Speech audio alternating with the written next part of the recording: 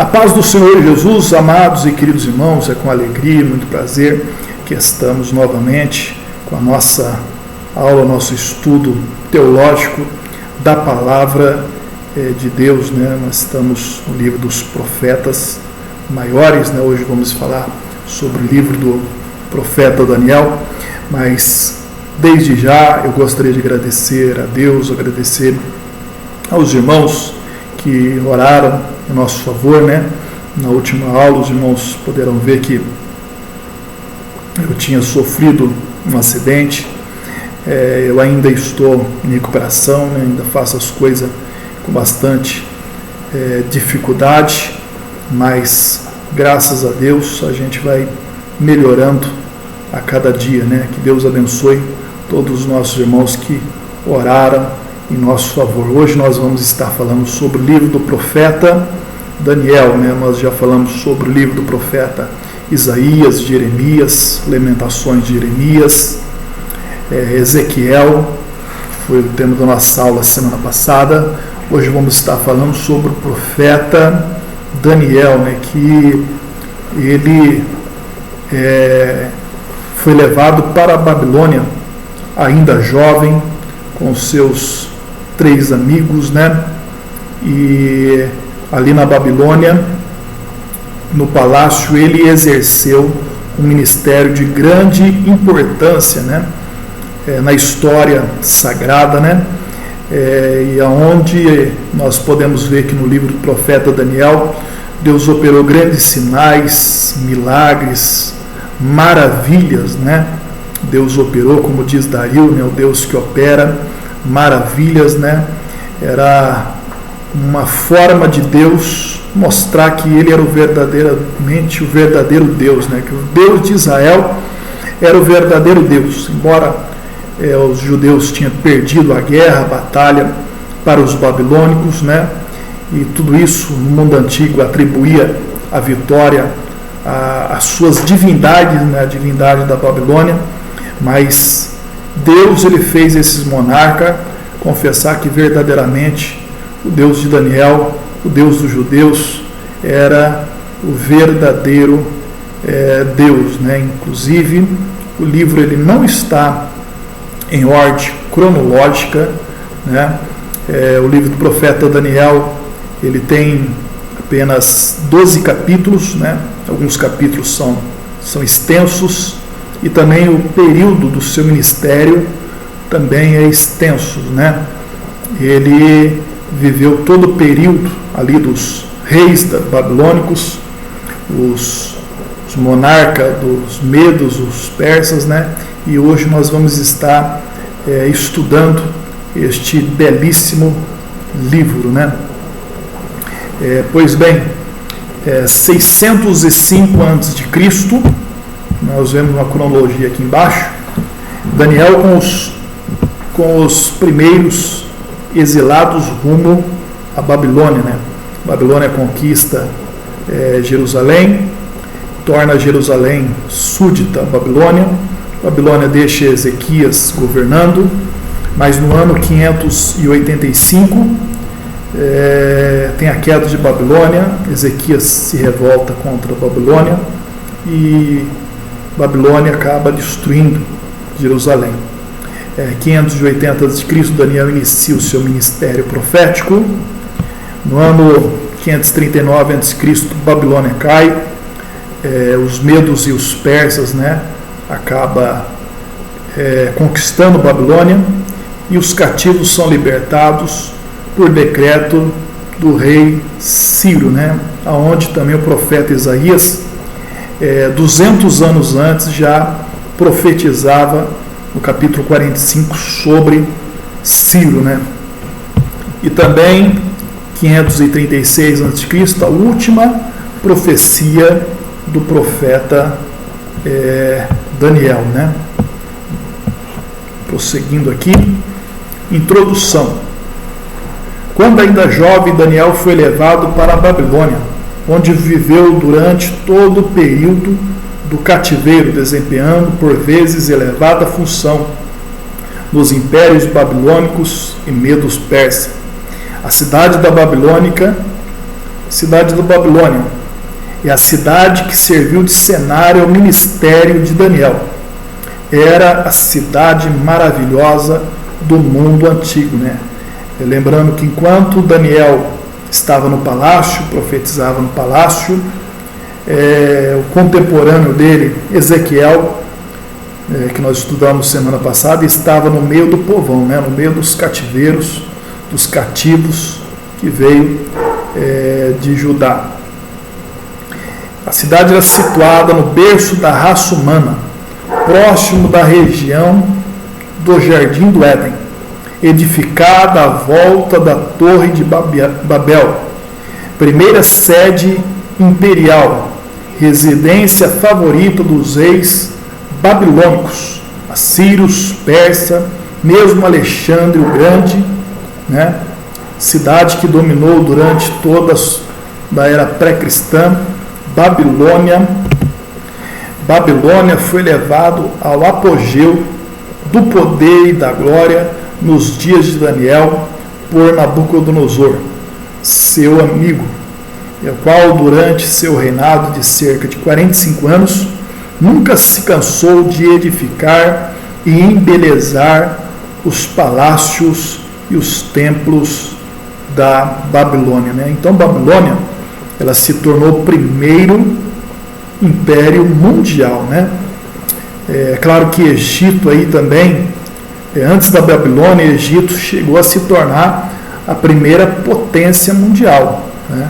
Mas império mundial foi Babilônia que se tornou o primeiro império mundial. Inclusive nós vamos estar vendo isso quando nós mais para frente falarmos sobre a estátua que Nabucodonosor ele sonhou. Dizem os historiadores antigos que seu muro media 96 quilômetros de extensão, 24 quilômetros de cada lado da cidade, por 90 metros de altura e 25 metros de espessura, né? Então, era o Império da Babilônia, a cidade da Babilônia, era muito bem protegida, né? Era grande, extensa, os seus muros eram imensos, né? Enorme, né? Intransponível, né? Por isso que, de certa forma, Babilônia ela se sentia segura, se sentia protegida, né? Inclusive foi no dia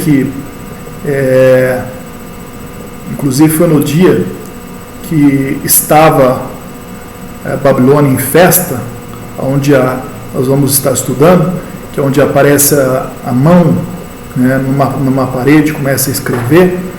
O rei da Babilônia ele olha e vê sua mão escrevendo ali, né? Na verdade, Daniel depois ele foi interpretar e era uma palavra de julgamento contra a Babilônia. Naquela mesma noite que eles estavam em festa, ao mesmo tempo lá fora havia uma grande rebelião, uma grande guerra, né? E a segurança era deles tão grande que enquanto estava uma guerra, os inimigos em volta, eles estavam festejando, né? Por causa desses muros, por causa da proteção que eles tinham, né? Que eles se sentiam seguros. Se nós analisarmos, irmãos, para os irmãos terem uma ideia, 90 metros de altura é aproximadamente, para os irmãos terem uma ideia, equivalente a quase um prédio de 30 andares. Imagina, um muro da altura de um prédio equivalente a 30 andares, né? Este era a altura dos muros da Babilônia, né? Medindo seus alicerces 12 metros de profundidade, né? Eles tinham 12 metros de profundidade, eram os alicerces deste muro, né? Hoje nós vamos construir uma casa, a pessoa aí, se não é uma casa mais ou menos, ela pode cavar aí 1,5 metro, né? Dependendo do solo.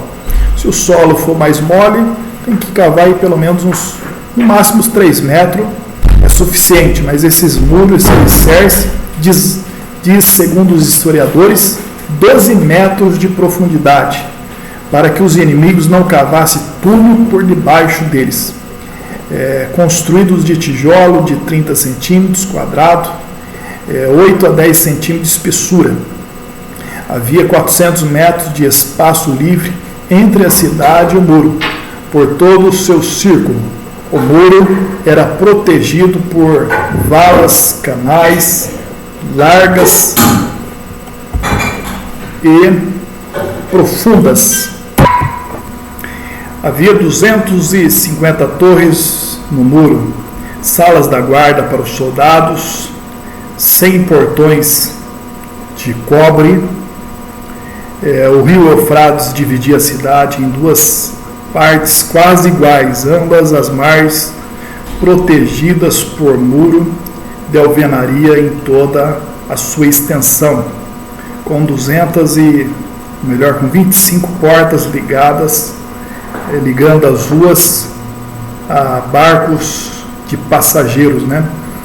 Só queria colocar uma anotação aqui, que foi através do desvio do leito desse rio Eufrates que Ciro conseguiu invadir Babilônia, né? Porque, como nós vemos, é uma cidade praticamente impenetrável, né? Com seus muros, impossível, né, transpassar esses muros. Se cavasse também, tinha um alicerce de aproximadamente 2 metros, né? Ficava inviável, né? Mas Ciro teve uma brilhante ideia de desviar o leito do rio. No momento que desviou o leito do rio que atravessava a cidade, aí criou aquele vácuo, aquele vão, né? E os soldados passaram por ali, né?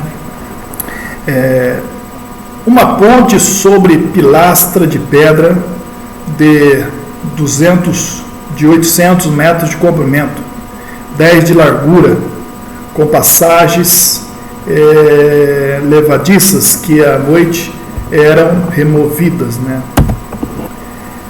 Sobre o rio passava um túnel de 5 metros de largura por 4 de altura. Escavações de anos recentes têm confirmado em grande medida as descrições aparentemente fabulosas desses historiadores antigos. Os jardins suspensos eram uma das 7 maravilhas do mundo antigo. Então, uma das proezas de Nabucodonosor também foi os seus jardins suspensos, né, que foram construídos ali. Construído por Nabucodonosor para sua rainha Meda, linda filha de Ciaxeres, o qual ajudara o rei na conquista de Nínive. Sobre várias fileiras de arco, sobreposto uns aos outros, cada um sustentando sólidas plataformas.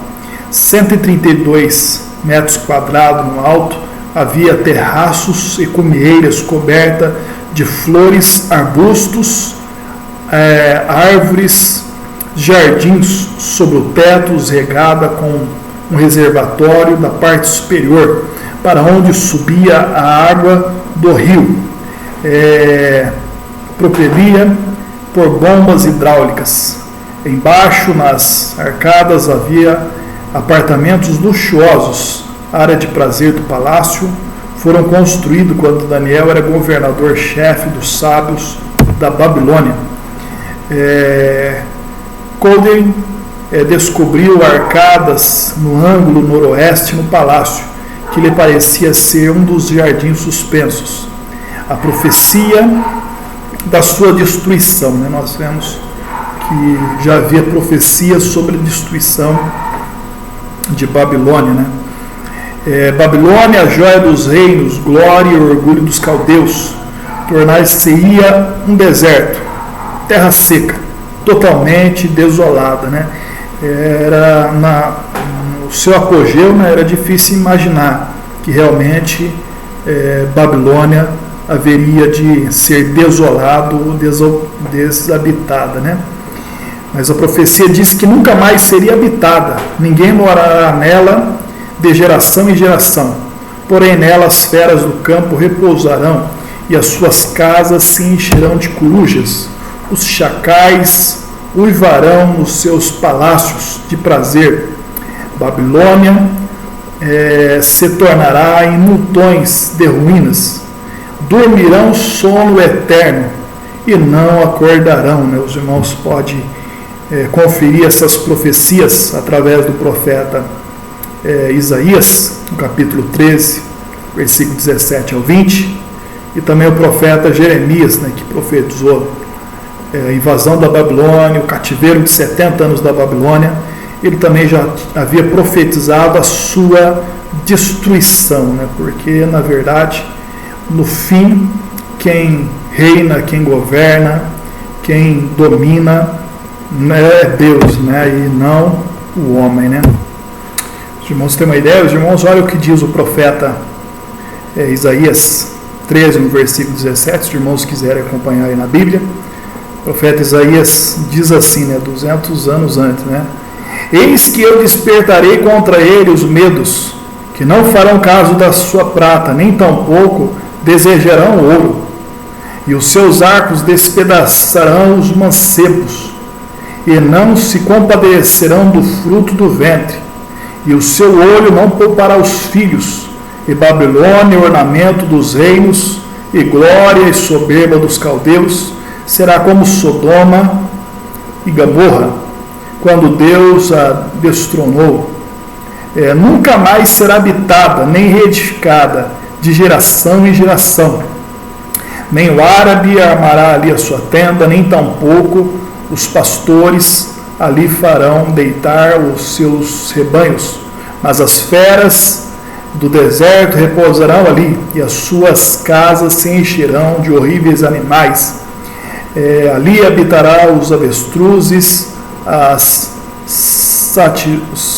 os sátiros pularão ali, as feras que uivam gritarão, mas as outras nos seus palácios vazios, como também os chacais nos seus palácios de prazer, pois bem perto já está chegando o seu tempo, e os seus dias não se prolongarão. Né? Olha que profecia, né, do profeta Isaías, uma profecia certeira, né, que realmente Babilônia ela foi realmente destronada, destruída. Babilônia já não existe mais, né?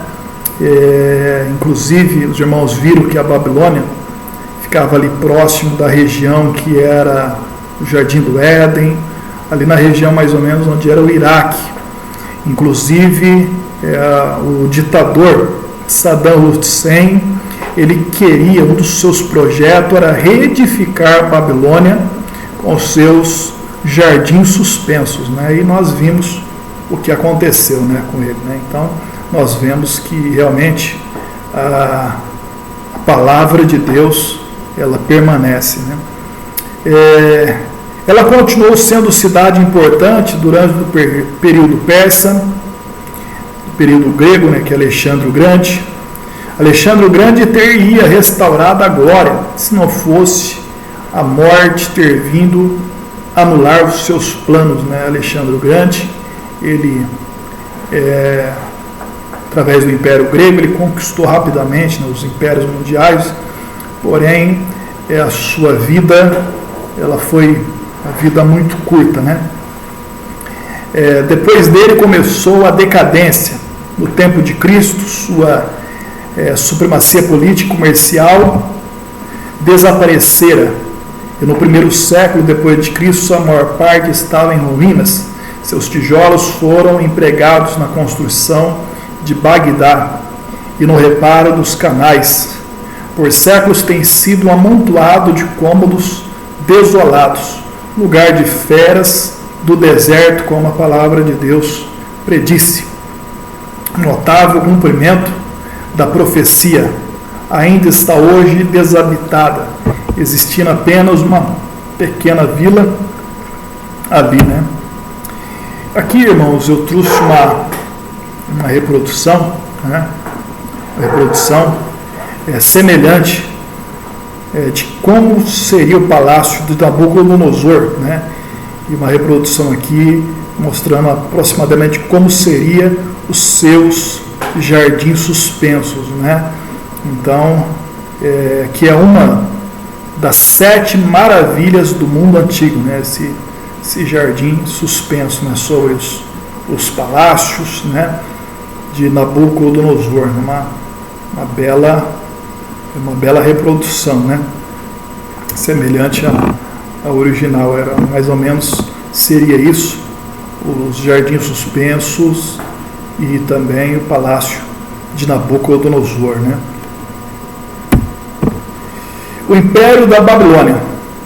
Nos dias de Daniel, a cidade de Babilônia não somente era a principal cidade do mundo pré-cristão, como também dominava os mais poderosos impérios que até então existia. Esse império durou 70 anos. Daniel esteve lá desde a sua elevação até a sua queda.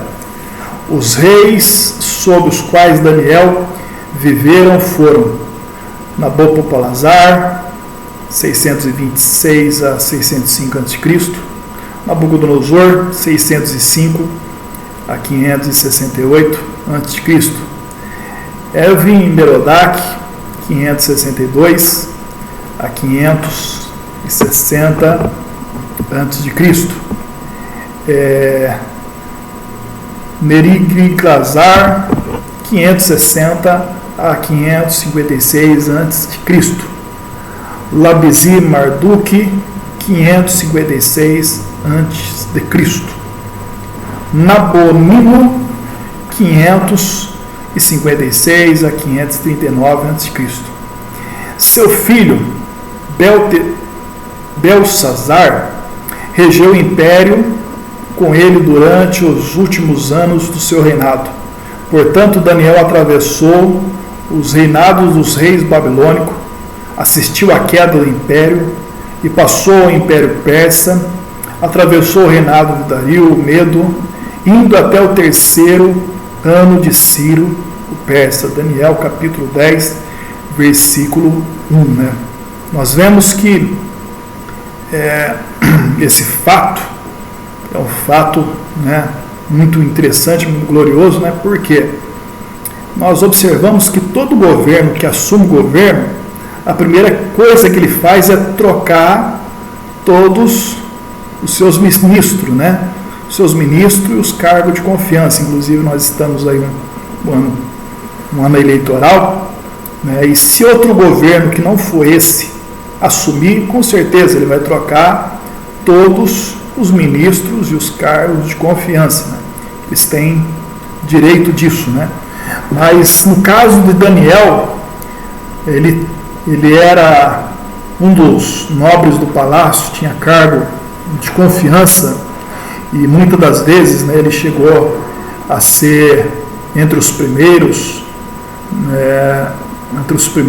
chegou a ser o 3º ali no trono. Ele tinha um cargo de grande confiança ali, mas, no entanto, ele sempre esteve, né, ali no império, sempre esteve ali na corte, né? Ele não foi destituído do seu cargo, né? Acredito que até mesmo os monarcas que governaram conheceram, né, a fama, a sabedoria, o conhecimento de Daniel, e por causa disso Daniel ele foi preservado, né, em todos esses impérios. Ele chegou a ser preservado na sua posição, né, porque quando é Deus que coloca alguém em determinada posição, não adianta alguém querer tirar, não adianta ninguém querer derrubar, não adianta ninguém querer puxar o tapete. Se Deus te deu o ministério, amados irmãos, Deus ele te sustenta neste ministério, né?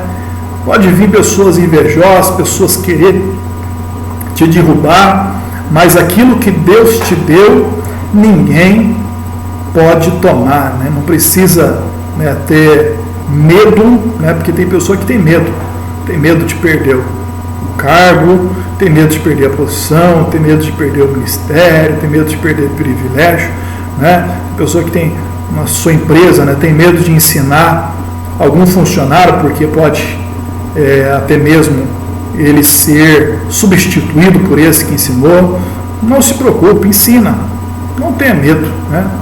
Confie apenas no Senhor, porque se foi Deus que te colocou ali, somente Deus vai tirar. A porta que Deus abre, somente Ele pode fechar. O livro das profecias de Daniel. O próprio livro informa que foi Daniel o autor, né? Daniel capítulo 7, capítulo 8, capítulo 9, capítulo 10,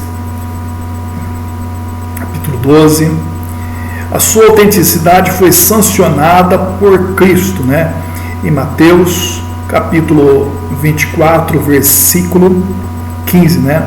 Quando Jesus ele diz, né? Quando virdes a abominação da desolação, que falou o profeta Daniel, quem lê entenda, aqueles que estiverem na Judéia, no campo, né? Não volte para trás, quem estiver no telhado, não desça.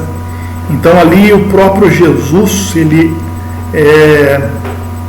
autentica o livro de Daniel ao próprio autor, né, o profeta Daniel, né? Assim é que foi reconhecido por Jesus e pelos primeiros cristãos. Porfírio, um fiel do 3º século depois de Cristo, propôs a teoria de que o livro teria sido uma falsificação de um período da revolta dos Macabeus entre 168 e 164 a.C. Entretanto, o ponto de vista tradicional de que o livro é um documento histórico verídico, que data da época de Daniel mesmo, resistiu unanimamente entre os eruditos cristãos e judeus, até o aparecimento da crítica moderna, né, que é a crítica dos nossos dias, né? Hoje os críticos, em nome da erudição moderna, reivindicam a teoria de Porfírio, né, que foi uma teoria lá atrás deste homem, né, desse Porfírio, e dão como fato consumado que o livro foi escrito por um autor desconhecido, o qual viveu 400 anos depois de Daniel. Assumiu o nome deste, impugnou a sua geração, seu livro, espúrios com a obra autêntica de um herói que já fazia, um herói morto que já fazia há muito tempo, né? E se o livro não é exatamente o que pretende ser, como admitir que Deus possa ter parte nessa impostura, né? Então aqui a crítica moderna, elas querem até mesmo atribuir a pessoas, né, que viveram 400 anos depois, porque devido às profecias, né, se cumprirem à riscas, né, as profecias, nós vamos estar até mesmo examinando alguns capítulos, né, meio superficialmente, né, não temos tempo de ir a fundo sobre cada tema, mas é uma tentativa até mesmo de colocar em descrédito, em xeque-mate, o livro do profeta Daniel, né? Como se fosse algum autor, né? Um autor que viveu depois até mesmo, né? Não tem a mínima honestidade o escritor que publica suas próprias ideias sobre o nome de herói que viveu já há muito tempo atrás, né? É claro que ninguém publica um livro, né, em nome de uma pessoa que viveu há muito tempo atrás. Suspeitamos que o verdadeiro ponto crucial do esforço em desacreditar o livro de Daniel é a imposição do orgulho intelectual de aceitar os estupendos milagres e admiráveis profecias registradas nele, né? Esse que na verdade é o objetivo, né, do inimigo, né? A língua do livro é aramaica ou caldeia, era a língua do comércio e da diplomacia da época. O restante está escrito em hebraico. Era o que se podia esperar num livro escrito para os judeus que viviam no meio dos babilônicos, o qual continha cópias de documentos babilônicos oficiais na própria língua em que foram escritos originalmente. Né? Vamos para o capítulo 1. Quem foi Daniel? Daniel estava no primeiro grupo de cativos levados de Jerusalém para a Babilônia em 605 a.C. Pertencia à nobreza, era da descendência real. Está lá em Daniel, capítulo 1, versículo 3. Diz o historiador Flávio Joséfo que ele e seus 3 amigos eram parentes do rei Zedequias. Isso lhe facilitaria o acesso ao palácio da Babilônia. Jovens de boa aparência, talento, estavam sob os cuidados especiais de Deus. E por eles foram preparados para dar testemunho do seu nome na corte pagã, que naquela época governava o mundo.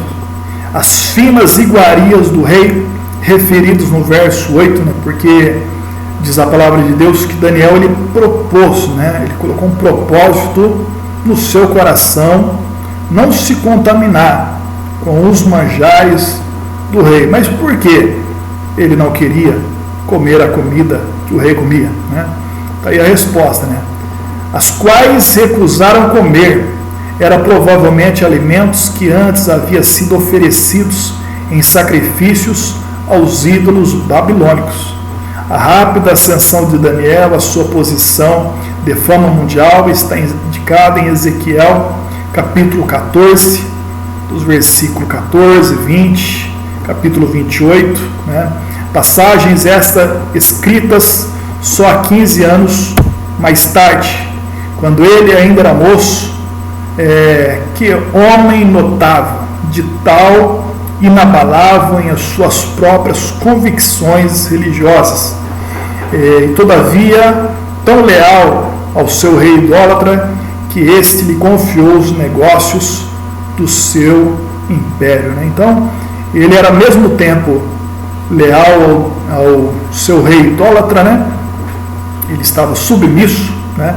Mas apesar de ser leal ao rei idólatra, ele não deixava de ser fiel ao seu Deus. Né? Inclusive, lembrando os irmãos que quando ele chega ali na Babilônia, o nome dele e o nome dos seus amigos é mudado, né? Por nomes babilônicos. Né? O nome de Daniel, por exemplo, colocou-se o nome de Beltesazar, né? Bel era o principal deus, divindade ali da Babilônia, né? Então era o nome de uma certa divindade, Beltesazar. Se não me falha a memória, significa Bel, ou seja, a divindade Bel te proteja, né? E os seus 3 amigos, né? Nós costumamos ouvir os nomes dos 3 amigos de Daniel nas pregações, nos cultos, né? Eu não gosto de falar o nome babilônico deles, né? Eu prefiro falar o nome judaico que eles tinham, né? Que é Ananias, Misael e Azarias, né? Esses eram o nome deles, né? Mas quando foi mudado ali, também deram nomes babilônicos, né? Indicando também nome de divindades ali na Babilônia, né? Então, Ananias, Misael e Azarias colocaram-se os nomes, né, de Sadraque, Mesaque e Abidnego, né? Então, se você quiser colocar um nome, né, porventura alguém quiser colocar o nome de um filho seu, né, não coloca, né, nem em Sadraque, nem Mesaque e Abidnego, né? Coloca aí Misael, Ananias, Azarias, né, Daniel, né? Mas não coloca os nomes babilônicos. Né? Eu conheci um jovem, né, que o nome dele era Sadraque, né? O nome dele era Sadraque, né? E porque a mãe viu na Bíblia, né, falou, Sadraque, então vou colocar, né? Então acaba colocando um nome babilônico, né? Na verdade o nome deles era outro, né? Aqui nós vamos estar estudando os capítulos seguintes e o interessante aqui no livro de Daniel que fala sobre os impérios mundiais, né? No capítulo 2 de Daniel, Nabucodonosor ele tem um sonho, né? Nós vamos falar mais a seguida, né? Mas deixei isso daqui só para os irmãos ter uma ideia, né?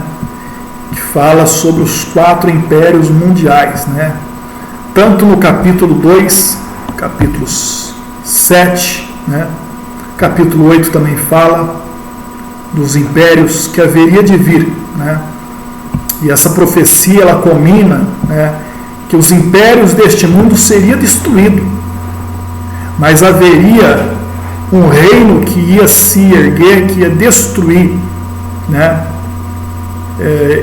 esses impérios e se tornaria um grande reino, né, que na verdade é o reino de Cristo, que é o reino do Messias. Então no livro de Daniel fala sobre esses 4 impérios mundiais e fala sobre o reinado do Messias, o reinado de Cristo. Não sei se os irmãos já observou no livro de Daniel. Inclusive, né, antes que eu me esqueça, o livro de Daniel também ele é conhecido como o Apocalipse do Antigo Testamento, né? Por quê? Porque tem muitas coisas que está no livro de Daniel que na verdade fala sobre o fim dos tempos, né? Escatológico, né? Fala sobre os últimos dias, as últimas eras da humanidade, né? Então, fala ali para os irmãos terem uma ideia, fala sobre o governo de Cristo, né? O reinado de Cristo, o reinado, né, mundial de Cristo, né? Está ali no livro de Daniel, né? Mas nós precisamos interpretar isso, né? Então, rapidamente aqui, que a gente vamos comentar nos capítulos a seguir sobre esse assunto, mas a visão do capítulo 2 sobre a estátua: cabeça de ferro, peito de prata, ventre de cobre, o bronze, pernas e pés de ferro. Pernas de ferro e pés de ferro e barro. No capítulo 7, esses mesmos, que aqui é 4 impérios. 1, 2, 3, 4. É 4 impérios. Império Babilônico, cabeça de ferro. Império, os peitos, braços de prata. Império Medo-Persa. Ventre e o quadril de bronze. Império da Grécia, né? É interessante que até as partes da imagem faz sentido, porque aqui fala sobre o ventre, né? E o ventre é aquele que digere as coisas, que digere a comida, né? O alimento, né? E o Império da Grécia, ele é conhecido como seu conhecimento, a sua sabedoria, né? A sua filosofia, né? Que a filosofia é como se fosse dirigir as coisas, o conhecimento, né? Então, é o terceiro império. E o 4º império, que é o Império Romano, né? Império de Roma. Foi o império justamente o império que Jesus, o império que estava, né? Estava em auge nos dias de Jesus, nos dias de Cristo, né? E olhando somente para essas profecias aqui, uma coisa os irmãos podem ter certeza, né? O Império Romano foi o último império que existiu neste mundo, né? E podemos ter a certeza que não vai existir mais nenhum império mundial. Pode ser que alguns países, alguns blocos, né, se unam, né, se tornem fortes, mas governar mundialmente não vai, né? É bíblico, é palavra de Deus, né? Porque depois desses impérios, nós vamos ver no capítulo 2, logo a seguir, uma pedra que é lançada sem mão e destrói a estátua dos impérios e torna-se um grande monte, né? Então fala ali sobre o reinado de Cristo, né? Que se iniciaria pequeno, mas se tornaria grande como um monte. Então, não existirá império mundial. Tem pessoas que se preocupam com a China ela não vai ser império mundial, né? Embora ela tenha aí se destacado no comércio mundial, né? Podemos dizer que tem se tornado a maior economia mundial, mas império mundial, dominar o mundo, não, né? A única coisa que vai acontecer no fim dos tempos vai ser o reinado do anticristo, né? Que vai ser meio que um reinado, um governo quase que, podemos dizer assim, mundial, né?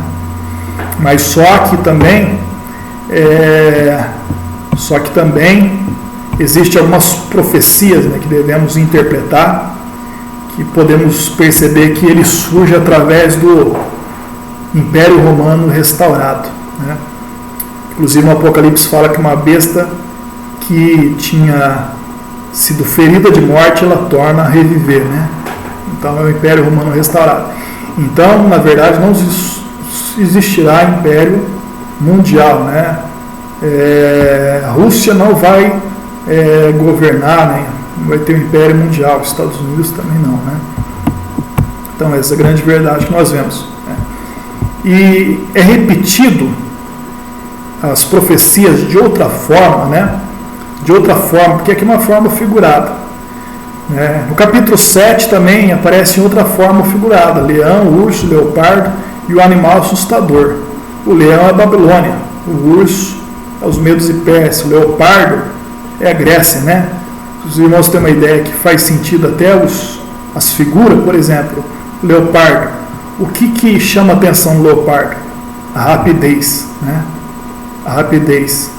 Não existiu um império que conseguiu dominar tão rápido como a Grécia, de Alexandre o Grande, né?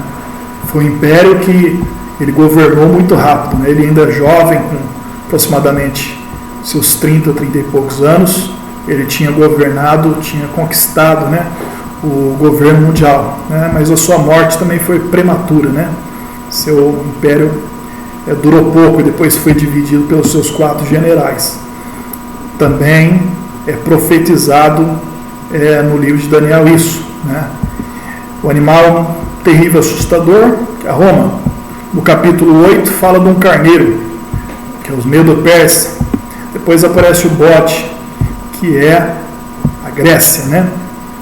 Então o Império Babilônico surgiu em 626 a.C., depois 539 Império Medo-Persa, no ano 330, né, quem ascende, né, é a Grécia, né, que se torna Império Mundial, e em 63 a.C., Roma ele se torna o Império Mundial, né?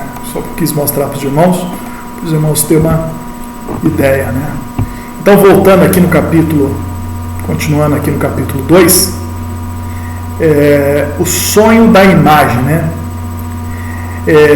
Foi isto no capítulo 2 do reinado de Nabucodonosor.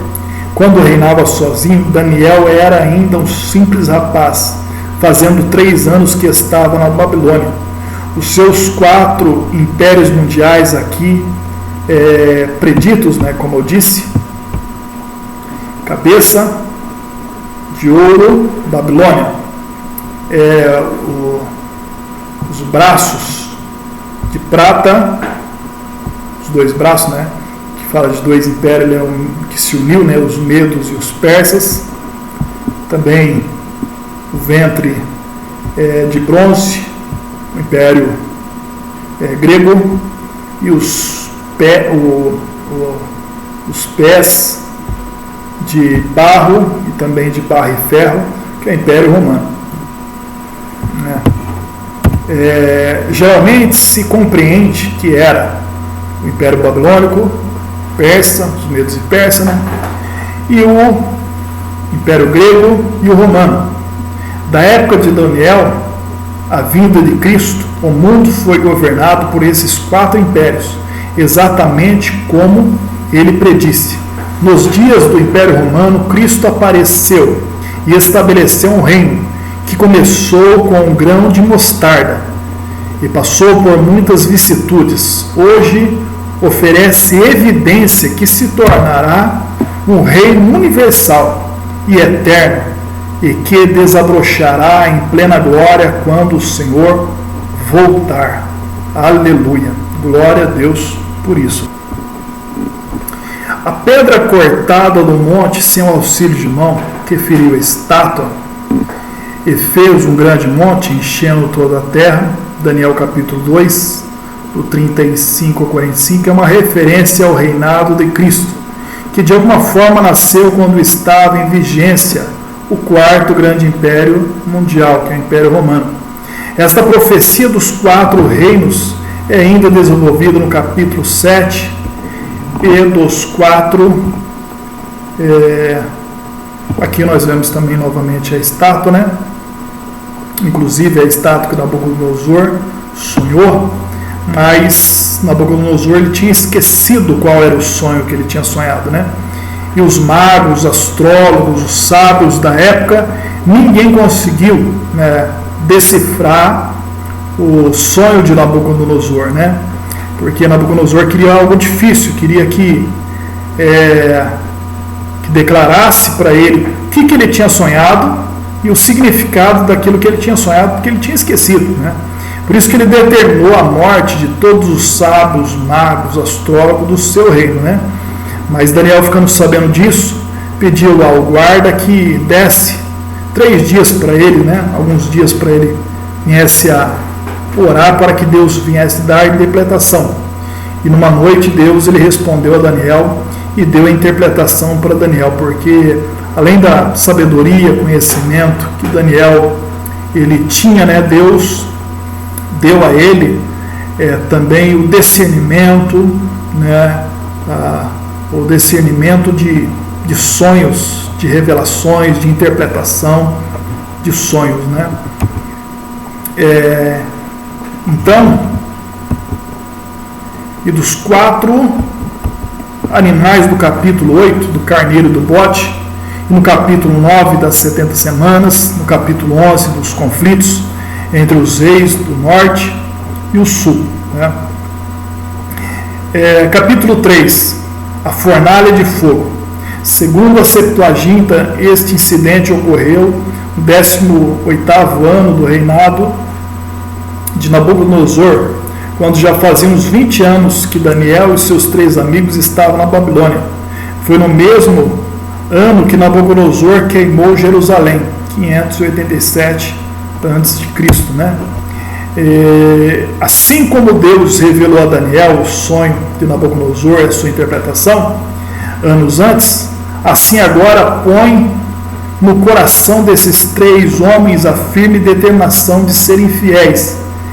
Então entra com eles no fogo, não somente para honrar a sua fé, como para demonstrar aos dignatários do imenso império ali reunidos o poder de Deus, do Deus de Jerusalém, sobre os deuses da Babilônia, de que se vangloriava, né? Então era para todo mundo se prostrar diante da estátua de ouro, né, que Nabucodonosor tinha feito de si mesmo, né? Porém, aqueles 3 jovens, Ananias, Misael e Azarias, né, que estão conhecidos também como Sadraque, Mesaque e Abednego, eles não se prostraram. Falaram, não, seus deuses não adoramos, não prostramos, né? Nós servimos ao Deus vivo, né? Então, por isso eles foram lançados, ameaçados, e não voltaram atrás, né? Mesmo sendo ameaçados, né? E assim eles foram lançados na fornalha de fogo ardente, aquecida 7 vezes, né? Que os homens que o lançaram, né, só de chegar perto da chama, eles morreram. Mas quando Nabucodonosor olha para dentro da fornalha, está lá, né, os 3 jovens e mais um, né, Então, Nabucodonosor disse: não lançamos 3 homens, agora estou vendo 4 andando no meio da fornalha e nada acontece, né? É porque o quarto era Cristo, o quarto era Jesus, o quarto era o Senhor que estava com eles, né? E o livrou da fornalha, né? Então Deus, ele foi ali glorificado, né? Diante do idólatra Nabucodonosor, né?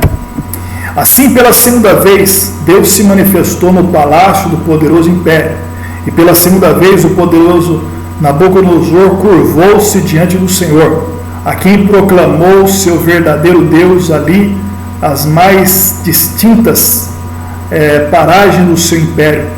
Consta que Ópertes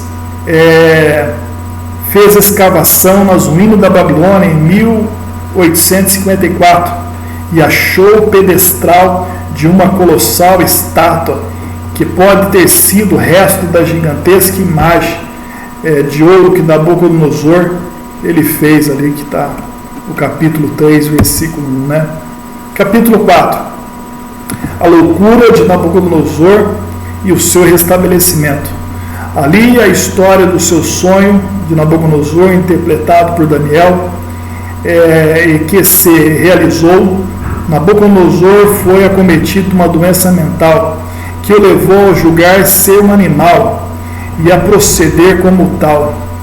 Vagueando entre os animais do parque do palácio, pela terceira vez curvou-se perante Deus, cujo poder ele proclamou a todo o mundo, né? Então ali, novamente Deus, ele quebra a soberba, o orgulho, né?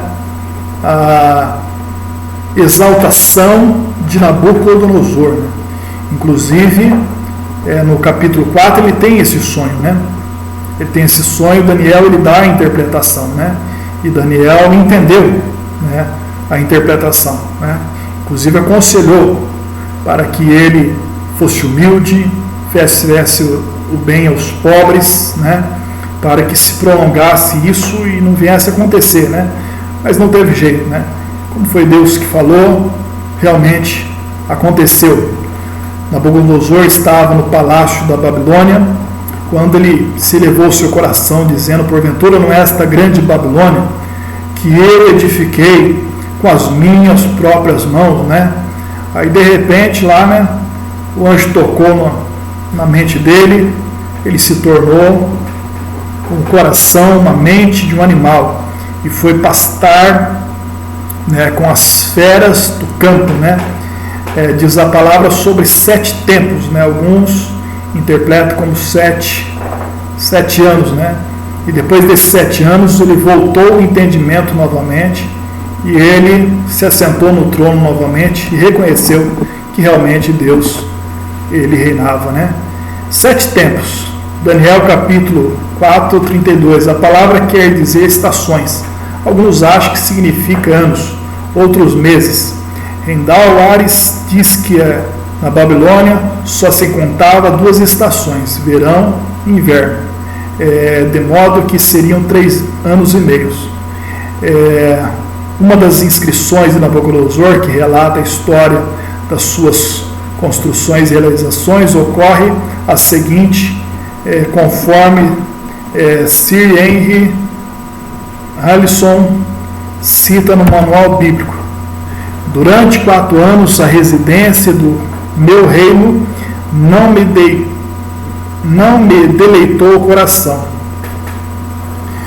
e nenhuma das minhas possessões erigi qualquer edifício importante com o meu poder. Nada construí em Babilônia para mim mesmo, nem em honra ao meu nome. No culto do meu Deus Merodach não cantei os seus louvores, nem provi de sacrifícios os seus altares, nem limpei os canais, né? Aqui nessa descrição fala sobre durante 4 anos, né? Alguns pensam que aí está possivelmente a referência do período de sua loucura, embora os reis antigos ao mandarem fazer suas inscrições, evitava registro dessa natureza.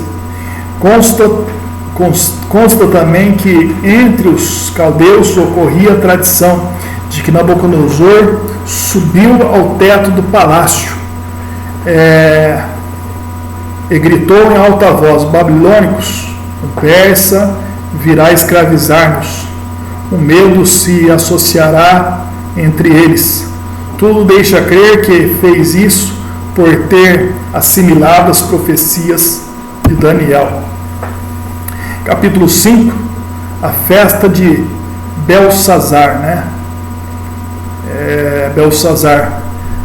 Foi na noite da queda de Babilônia, fazia 70 anos que Daniel estava na Babilônia e já era de avançada idade. Né? Se Daniel ele chegou jovem lá, em torno dos seus 17 anos, 20, este capítulo aqui, como já fazia 70 anos, Daniel teria os seus 97, 90 e poucos anos, ou melhor, 87, 90 anos de idade aproximadamente, né? Então, neste capítulo, né? Nota arqueológica: até em 1853 depois de Cristo não se achava nenhuma referência de Belsazar nos arquivos babilônicos, e Nabonino, 556, 539, era conhecido como o último rei da cidade, né? Então, até 1853 não existia nenhuma evidência histórica, né? Os livros também falam dessas histórias, né? Porém, Belsazar não se sabia, não havia nenhuma referência dele, né? Para os críticos era uma evidência de que não ser histórico o livro de Daniel. Então, eles falaram, o livro falso, que Belsazar não existe, né? Não existiu na história. Mas então, em 1853, descobriu-se uma inscrição na pedra angular de um templo construído por Nabonino a um deus em Ur, a qual dizia: não peque eu, Nabonino, rei da Babilônia, contra ti. Perdure reverência por ti no coração de Belsazar, meu primogênito, filho favorito, né?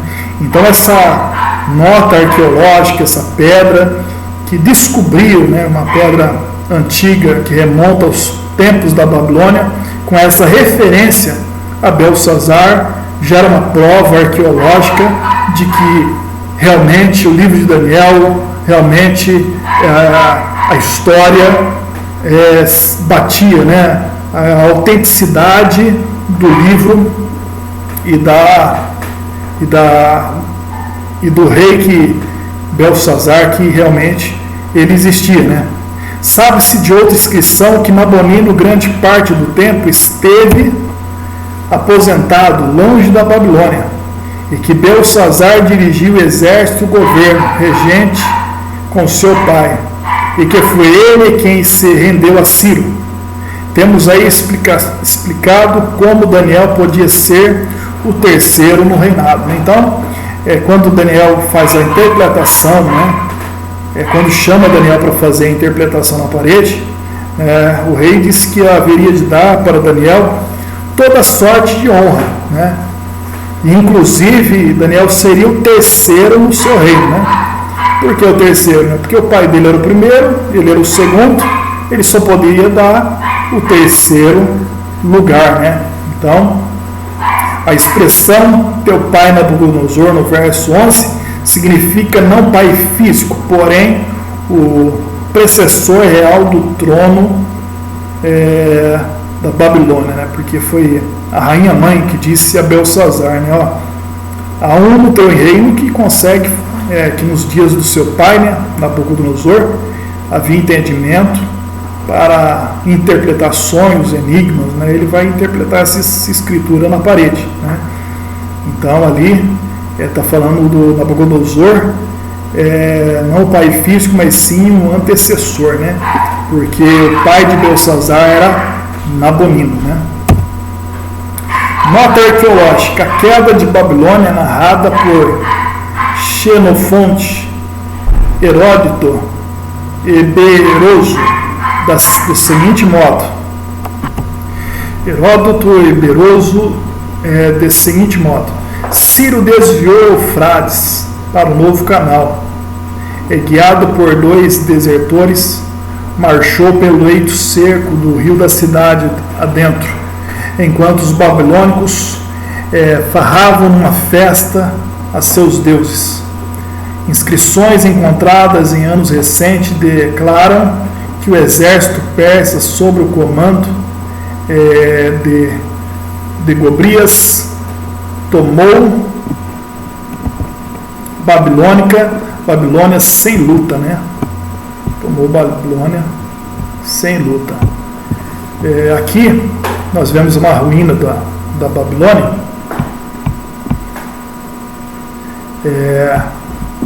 Número 1 aqui seria o Palácio da Babilônia. Aqui algumas imagens desse jeito, porque as que são ruínas, né? Então provavelmente seria essa posição do Palácio da Nabucodonosor, a Torre da Babilônia, e o 3 aqui, o Templo de Marduk, né? Nós vemos que essa extensão aqui seria a Babilônia, as ruínas dos muros da cidade, e aqui tem o rio Eufrates que corta a cidade, né? Então aqui seria o leito antigo do rio, né? Era o leito antigo do rio. Aqui ele desviou o leito do rio, né? Houve um desvio ali para que pudesse penetrar a cidade da Babilônia.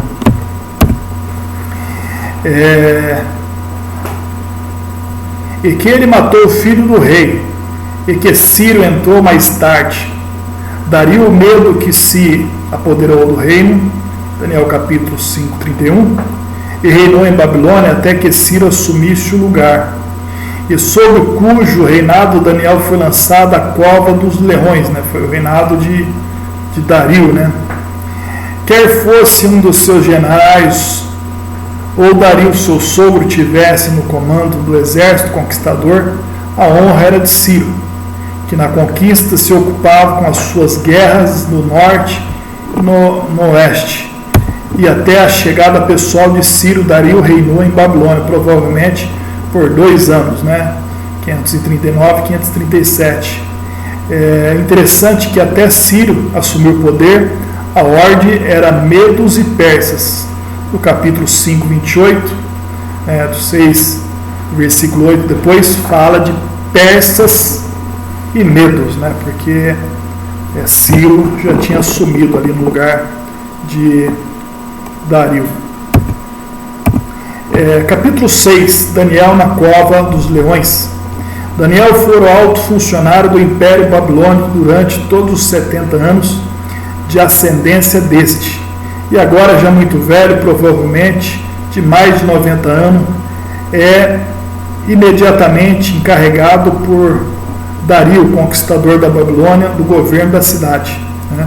Inclusive Dario, diz a Bíblia Sagrada, que ele, né, aprove a ele constituir, né, 120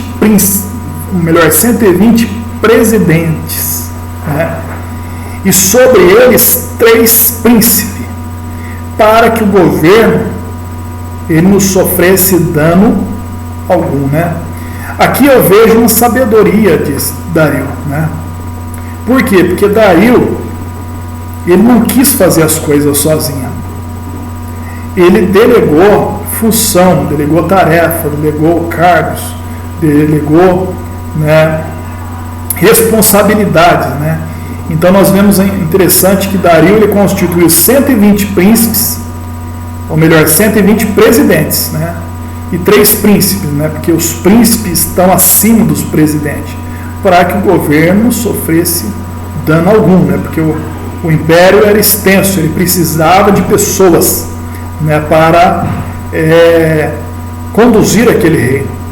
Assim também é a obra de Deus, irmãos. Ninguém faz nada sozinho. Nós não fazemos nada sozinho.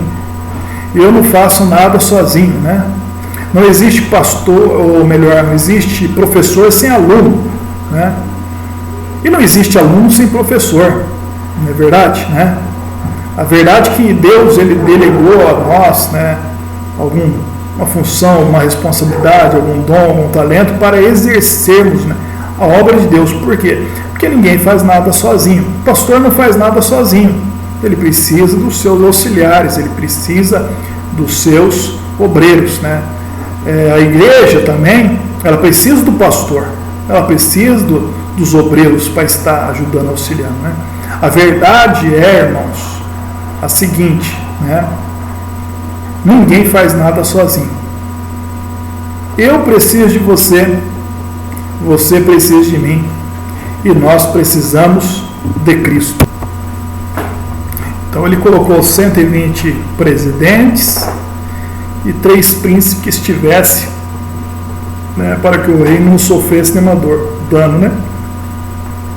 E entre esses 3 príncipes estava Daniel, né? Então ele estava acima dos 120 presidentes, né? E diz a palavra que Dario queria colocar ele como primeiro, né, entre os príncipes, né? Queria colocar ele como primeiro. Você vê a preeminência ali de Daniel, né? A honra que Deus ele colocou na vida de Daniel. Então, Daniel tinha aproximadamente uns 90 anos. Isso provavelmente porque Daniel predissera as vitórias dos medos, né? Daniel capítulo 5, versículo 2. Foi muito consideração da sua sabedoria, integridade e probabilidade. Todavia era inflexível na devoção do seu Deus, né? Daniel capítulo 6, 10. Que fé, que coragem, que velho valoroso, né, era Daniel, né? Milagres estupendos, coisas maravilhosas se dizem neste livro. Aos que acham difícil crer nelas, dizemos, né? Lembramos de que durante 1000 anos Deus viera adestrando a nação judaica com o propósito de, por meio dela, estabelecer no mundo de nações idólatras a ideia que o Senhor é Deus. E agora a nação de Jeová tinha sido destruída por um povo que adorava ídolos. Para todas as nações do povo, era isso claramente evidência de que os deuses da Babilônia eram mais poderosos do que o Deus dos judeus. No momento era crítico, na luta de Deus contra a idolatria. Se houve tempo em que Deus precisava fazer algo para mostrar quem é Deus, foi durante o cativeiro da Babilônia. De fato, seria estranhável se nada incomum tivesse acontecido. Alguma coisa haveria de faltar na história bíblica se esses milagres estupendos não fossem operados. Se parece difícil crer neles, muito mais será crer no resto da história sem eles. Pelo menos os judeus que desde o princípio, de geração após geração, estiveram caindo sempre em idolatria, agora por fim, no cativeiro da Babilônia, convenceram-se de que seu Deus era o Deus verdadeiro, e desde então nunca mais resvalava-se para o culto dos ídolos. Não há dúvida de que este milagre desempenharam sua parte nesta convicção. Tais milagres exerceram poderosas influências, tanto em Nabucodonosor como em Dario, né? Capítulo 7, os 4 animais. Continuação da profecia do capítulo 2, o qual fora proferida 60 anos antes. Temos 2 aspectos de um grandioso plano da história: 4 impérios mundiais e depois o reino de Deus. No capítulo 2, esses impérios são representados por uma imagem com cabeça de ouro, peito de prata e quadril de bronze, pernas de ferro e pés, parte de barro e parte de ferro, que esmiuçaram-se no impacto de uma pedra cortada no monte. No presente capítulo, estes mesmos 4 impérios são representados, né? Por leão, urso, leopardo e um animal terrível. Comumente se entende por esses 4 impérios mundiais, a Babilônia, Pérsia, Grécia e a Roma. Esta visão abrangia o período desde Daniel até os dias de Cristo. Outro sim, a visão dos animais tem relação com a besta de Apocalipse, capítulo 13. Capítulo 8, Cordeiro e o bode. Este capítulo contém outras predições acerca do segundo e terceiro império mundial, dos quais se fala nos capítulos 2 e 7. Isto é os impérios persas e grego, né? Império persa, representado em Daniel 7:5 por um urso devorador, é aqui apresentado como um carneiro de 2 chifres, sendo uma coalizão dos medos e dos persas.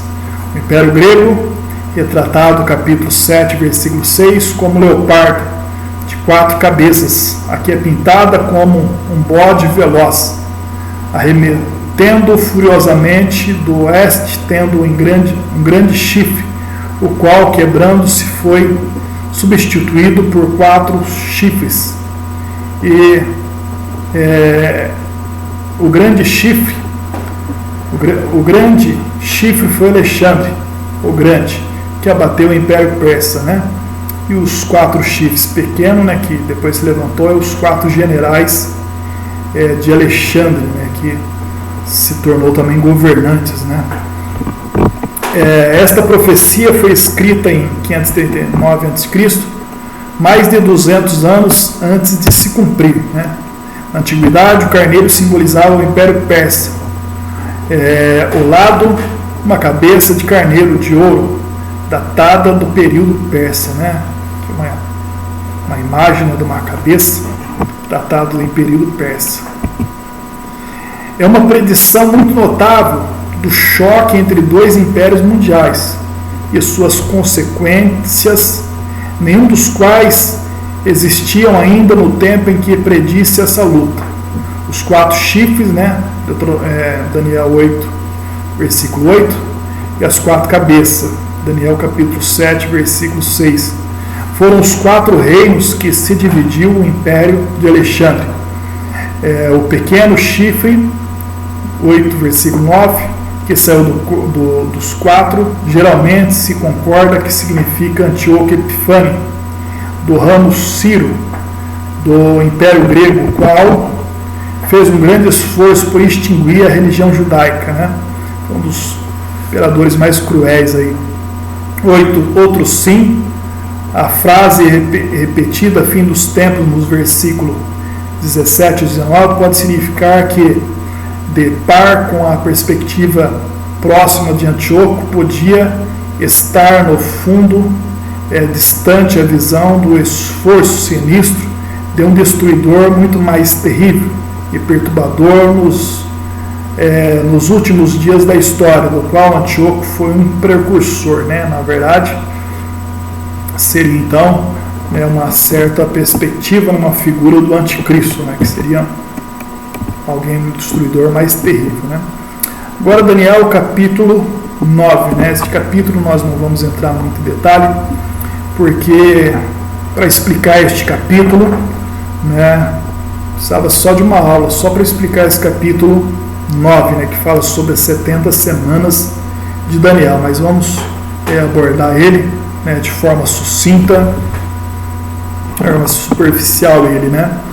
A profecia de Daniel entendeu pelo estudo das profecias de Jeremias que o número de anos de que falou o Senhor, em que havia de acabar as assolações de Jerusalém, era de 70 anos. Então se dirigiu a Deus para buscar com oração e rogos, e jejum, e pano de saco e cinza, né? Daniel 9, versículo 2 e 3. E quando orava, o anjo Gabriel veio e disse: Agora saí para fazer-te entender o sentido. E disse: 70 semanas estão determinadas sobre o teu povo, e sobre a santa cidade, para extinguir a transgressão, para dar fim aos pecados, expiar a iniquidade, trazer a justiça eterna, selar a visão e a profecia e ungir os santos do santo. O que significa dizer isso?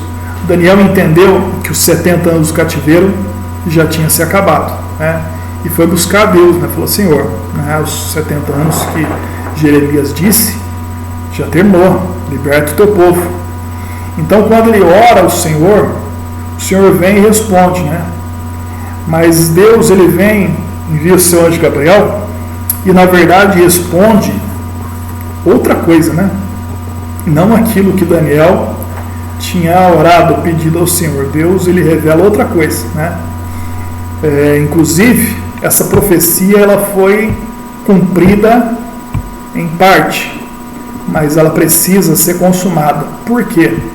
70 semanas estão determinadas para o teu povo, para a tua santa cidade, Então é 70 semanas.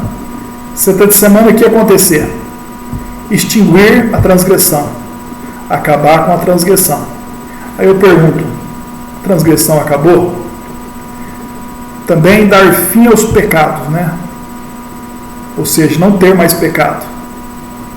Já ainda tem pecado? Existe pecado ainda? Então não dou fim aos pecados ainda. O fim dos pecados iniciou-se em Cristo, quando Cristo foi ser batizado por João Batista. Quando Jesus apresenta a João Batista diz: eis o Cordeiro de Deus que tira o pecado do mundo. Então ali, Jesus ele inicia o ministério para tirar o pecado do mundo. Expiar a iniquidade, trazer a justiça eterna. Justiça eterna já chegou? Ainda não, Nós vemos hoje muita injustiça, aonde muitas das vezes o ímpio não é punido, e o justo não é recompensado, Por isso que a eternidade não é só uma realidade, como uma necessidade, porque nem toda injustiça é punida, e nem todo o bem que alguém faz é recompensado, mas a eternidade ela vai resolver isso, selar a visão e a profecia, quer dizer, a visão já foi selada, a profecia já foi selada? Ainda não, ainda temos profecia, ainda temos visão, ainda temos coisas para acontecer, Ungir os santos do santo. Quem é o santo do santo? Acertou, Jesus, Então ainda isso não aconteceu. Então essa profecia ainda está a se cumprir. Mas olha como ela se desenrola, No original, 70 setes significa que são semanas de anos. Ou seja, 70 vezes 7, que equivale a 490 anos. Esse período, segundo o verso 25, teve início quando saiu a ordem para restaurar e reedificar Jerusalém. Evento ocorrido no ano de 445 a.C. Diz a profecia que até o Messias, o príncipe, iria 7 semanas e 62 semanas. Os irmãos podem estar conferindo lá no capítulo 9, lendo o capítulo inteiro, a profecia inteira sobre essas 70 semanas. Então, a profecia diz que até o príncipe, ou Messias, iria 7 semanas e 62 semanas, ou seja, 69 semanas, até o príncipe, até o Messias, ou seja, até Jesus. O que significa? Significa que essas 69 semanas já se cumpriu. 69 semanas, ela se cumpriu. Mas são 70 semanas, então falta uma semana. Por que uma semana? É uma semana de anos, Então seria 7 anos ainda falta. Ou seja, falta uma semana de anos. É daí que nós extraímos, entre outras no Apocalipse, extraímos que a grande tribulação será de 7 anos. Que o governo de Anticristo será de 7 anos. Que as bodas do Cordeiro são de 7 anos. Você sabe quantos dias dura uma festa de casamento judaica, na tradição judaica? 7 dias, né? Você vê que nada por acaso, né? Então a festa do Cordeiro, o casamento de Cristo, o Cordeiro será de 7 anos, né? E depois Jesus vai vir, né, para julgar o mundo, né? E estabelecer o reinado universal, né? Então, falta uma semana. E quando essa semana vai iniciar? Vai iniciar depois do arrebatamento. Por que não iniciou antes, ou por que não terminou essa semana? Porque o Messias ele foi tirado, né? Foi crucificado pelos judeus. Os judeus não creram em Messias, e a Bíblia Sagrada diz que Deus não leva em consideração o tempo da ignorância, né? Então foi uma ignorância dos judeus, e nessa ignorância Deus abriu um parêntese profético que nós chamamos da era da igreja, o tempo dos gentios, a era da igreja, né? Então uma porta se abriu de salvação, não para os judeus, mas para a humanidade inteira, né? Essa porta se abriu. E que porta é essa? É o Evangelho de Cristo, né? É o Evangelho de Cristo. Então, o importante é aproveitarmos essa porta que abrimos, né? Entrarmos nessa porta. Jesus ele diz: eu sou a porta, que entrar por mim salvar-se-á, entrará e sairá, achará pastagem. Glória a Deus, aleluia, que nós encontramos a porta, encontramos com Jesus, né, que uma porta se abriu, né, a porta da graça, da salvação, né?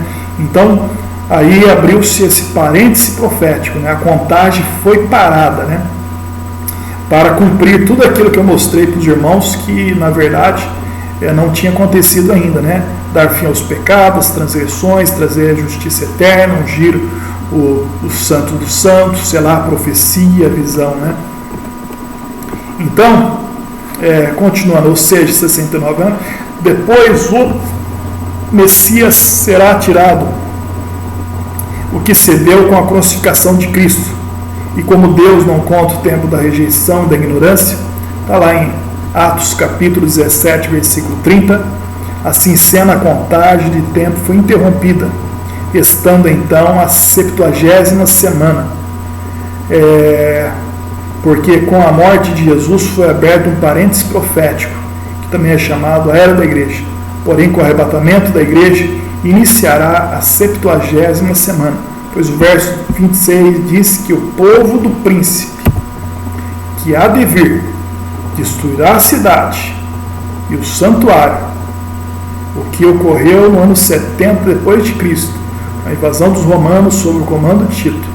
Concluindo o verso 27, que diz que ele firmará um concerto com muitos, por uma semana, né, que é a semana que falta. Quem firmará o concerto com muitos?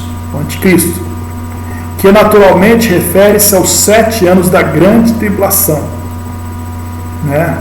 Observe a ilustração a seguir, né? Nós vamos deixar para a próxima aula essa ilustração a seguir, mas na próxima aula nós termina, né, o livro do profeta Daniel, e o nosso próximo livro que estaremos estudando é sobre os profetas menores, né? É bom a gente termos um bom conhecimento do Antigo Testamento para facilitar-nos quando nós chegarmos no Novo Testamento. Por quê? Porque o Novo Testamento ele explica o Velho, mas o Velho Testamento, né, o Novo Testamento explica o Velho, e o Velho Testamento pelo Novo ele é entendido, né? Então não tem como nós estudarmos só um e não estudarmos o outro, mas se nós entendermos bem o Antigo Testamento, nós vamos compreender melhor também o Novo Testamento. Assim nós chegamos no final de mais uma aula. Eu quero agradecer a todos os irmãos que têm, assim como eu, né, têm se esforçado, né, para continuarmos este estudo da palavra de Deus, né? Peço que os irmãos continuem orando nosso favor para a gente conseguir uma boa recuperação. Eu creio que Deus ele está no comando, na direção das nossas vidas, né? Assim nós encerramos o nosso estudo de hoje. Não deixe de ler o livro, né? Responder os questionários, não perder as nossas videoaulas, né? Para que os irmãos tenham um bom aproveitamento, né? Um bom conhecimento da palavra de Deus, né? Alguns irmãos aí acabaram fazendo umas perguntas referente ao livro de Ezequiel, a qual acredito ter respondido satisfatoriamente. Se nós soubermos aquilo que os irmãos tiverem dúvidas, se nós soubermos, os irmãos podem enviar, que nós vamos responder. Se nós não soubermos também, nós vamos pesquisar, buscar, para trazer com clareza aos irmãos o conhecimento da palavra de Deus. Assim nós encerramos. No 3 nós recitamos a nossa divisa. 1, 2, 3. Dá instrução ao sábio e ele se fará mais sábio. Ensine o justo e ele crescerá em entendimento.